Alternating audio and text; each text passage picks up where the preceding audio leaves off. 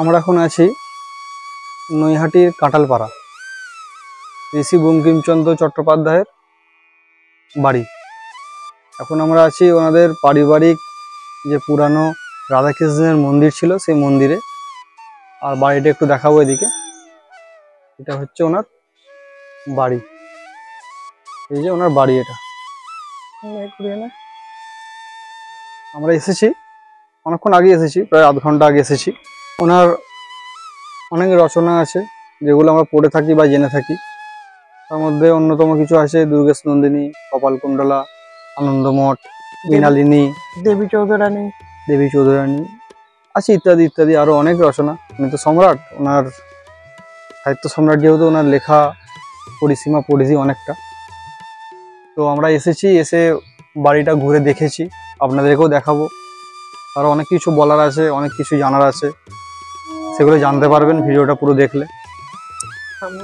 ভিডিওর সঙ্গে থাকুন, সঙ্গে থাকলে দেখতে পারবেন, জানতে পারবেন অনেক কিছু। ওনার বাড়ির ভিতরকার অনেক গল্প, অনেক কিছু ওনার জীবন সম্পর্কে, ওনার পরিবার সম্পর্কে অনেক কিছু জানতে পারবেন। দেখুন ভিডিওটা পুরোটা, ভালো লাগবে। আমরা আজ এসেছি সাহিত্য সম্রাট বঙ্কিমচন্দ্র চট্টোপাধ্যায়ের বাড়িতে, বঙ্কিম ভবন গবেষণা কেন্দ্রে। বঙ্কিমচন্দ্র চট্টোপাধ্যায় ছিলেন একজন বিখ্যাত বাঙালি কবি, লেখক এবং সাংবাদিক, যিনি সংস্কৃত সাহিত্যের ওপর নির্ভরতা থেকে মুক্ত হয়ে আধুনিক বাংলা গদ্য সৃষ্টিতে গুরুত্বপূর্ণ অবদান রেখেছিলেন। এইটাই হচ্ছে তার বাড়ির ভেতর অংশ। বঙ্কিমবাবু উপন্যাসের সাহিত্যিক রূপটি সফলভাবে তুলে ধরেছিলেন। বাংলা ভাষার প্রথম ও প্রধান ঔপন্যাসিক হিসেবে আবির্ভূত হয়েছিলেন। 1838 সালের 27শে জুন বাংলার নৈহাটির কাঁঠালপাড়ার এই বাড়িতেই জন্মগ্রহণ করেছিলেন বঙ্কিমচন্দ্র চট্টোপাধ্যায়। বঙ্কিমবাবুর পুরো পরিবার শিক্ষিত এবং সমৃদ্ধ ছিল। তার বাবা সরকারি চাকরি করতেন, যিনি পরে বাংলার মেদিনীপুরের ডেপুটি কালেক্টর হন। বঙ্কিমচন্দ্র এবং তার ভাইরা মেদিনীপুরের একটি সরকারি স্কুলেই পড়াশোনা করেছিলেন। ছোটবেলা থেকেই বঙ্কিমবাবুর লেখাপড়ার প্রতি প্রচুর আগ্রহ ছিল। স্কুলে থাকাকালীন তিনি প্রথম কবিতা লিখেছিলেন। স্কুলে তিনি একজন ভালো পরিশ্রমী ছাত্র হিসেবে পরিচিত ছিলেন। পড়াশোনার পাশাপাশি খেলাধুলোতেও তিনি অনেকের চেয়ে এগিয়ে থাকতেন। হুগলির মহসিন কলেজ থেকে স্নাতক ডিগ্রি অর্জন করেন তিনি।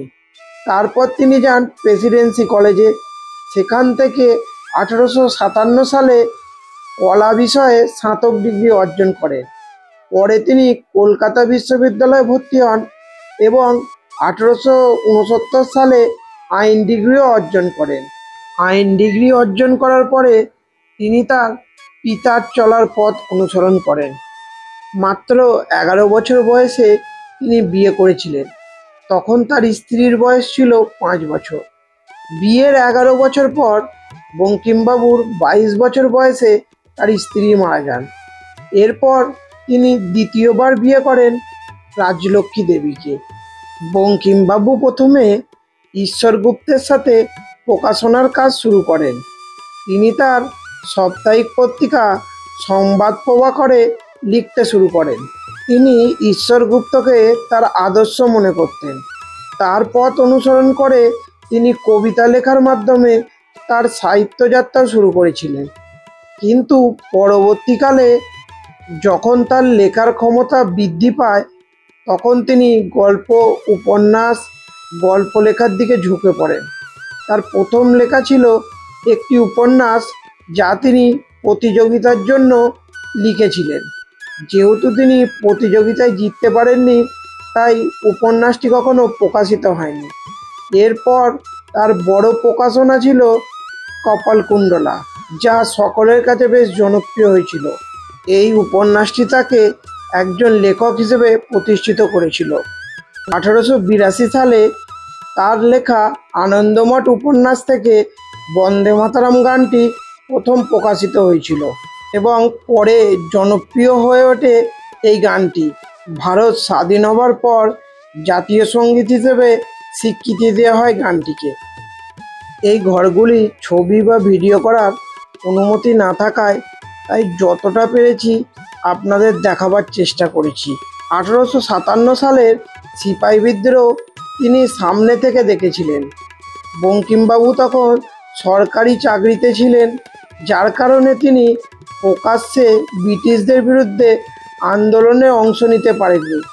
কিন্তু ব্রিটিশদের বিরুদ্ধে তার মনে ক্ষোভ বাড়ছিল, যা তিনি কলমের মাধ্যমে সর্বত্র পৌঁছানোর উপায় খুঁজে বের করেন। 1877 সালে তিনি চন্দ্রশেখর নামে একটি উপন্যাস লিখেছিলেন, যেটা অন্যান্য রচনার থেকে আলাদা ছিল। সামনের ছবিটি ওনার স্ত্রী রাজলক্ষ্মী দেবী। 1882 সালে বঙ্কিমবাবুর আনন্দমঠ উপন্যাসটি ছিল রাজনৈতিক উপন্যাস। এই ঘরটি ছিল বঙ্কিমবাবুর শোবার ঘর। তিনি 1891 সালে চাকরি থেকে অবসর নেওয়ার সিদ্ধান্ত নেন। প্রায় 30 বছর ধরে ব্রিটিশদের অধীনে কাজ করেছিলেন তিনি ছদ্মনাম হিসেবে কমলাকান্ত নামটি বেছে নিয়েছিলেন। তাকে বাংলা উপন্যাসের জনক বলা হয়। এছাড়াও তিনি বাংলা সাহিত্যের সাহিত্য সম্রাট হিসেবে পরিচিত। তার প্রথম রচনা ছিল রাজমোহনের স্ত্রী। এটি তিনি ইংরাজিতে রচনা করেছিলেন।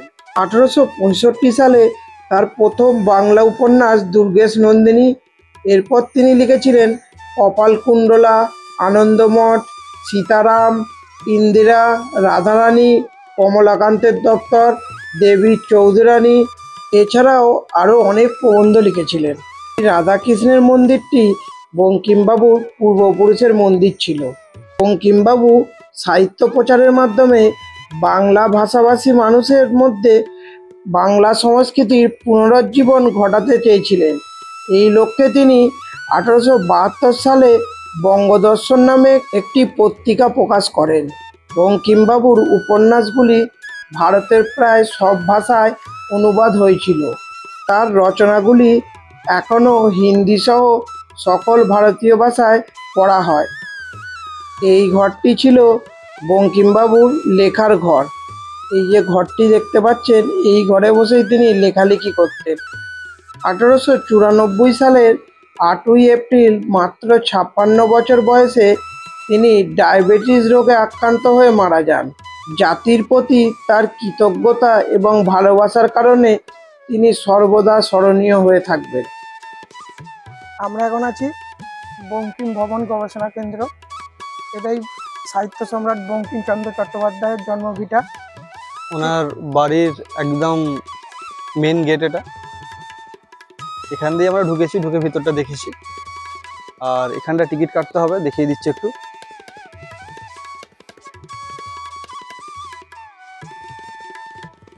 এই যে গবেষণা কেন্দ্র সংগ্রহশালা আছে, এখানে টিকিট কাটতে হবে।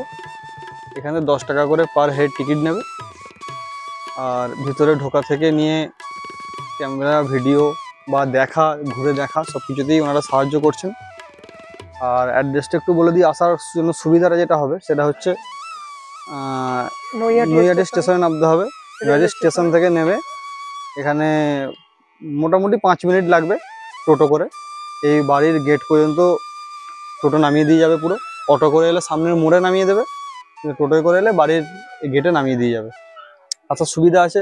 যারা স্কুল পড়ুয়া আছো বা স্কুল থেকে যদি শিক্ষক শিক্ষিকারা নিয়ে আসতে চান, আপনারাও নিয়ে আসতে পারেন। দেখে ভালো লাগবে, অনেক কিছুই ভিতরে সংরক্ষণ করা আছে। আর জায়গাটাও ভালো, নৈহাটি কাছেই। এখানে বড় মার মন্দির পেয়ে যাবেন, দুটো একসঙ্গে দেখে যেতে পারবেন। ভিডিওটি ভালো লেগে থাকলে লাইক, কমেন্ট, শেয়ার করে দেবেন। চ্যানেলটিকে সাবস্ক্রাইব করে দেবেন।